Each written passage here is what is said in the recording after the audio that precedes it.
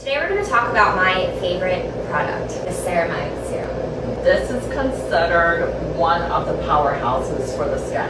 Ceramide is actually a repair serum, so it helps to repair the elasticity and the proteins of the skin with the collagen. It's giving you a glow on the skin, while hyaluronic, which is another ingredient, will help to hold in the moisture. So you really need It's a combination. both. It's a combination. This little powerhouse serum is amazing.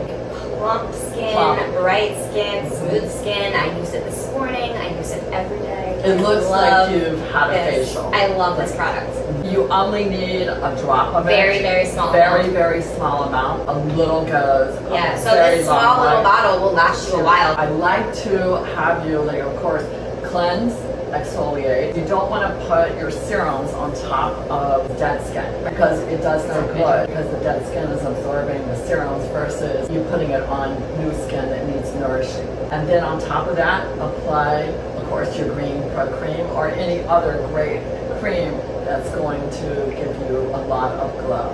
You can find this product at the spa or online at 𝗦𝗨𝗕𝗦𝗕𝗘𝗕.com.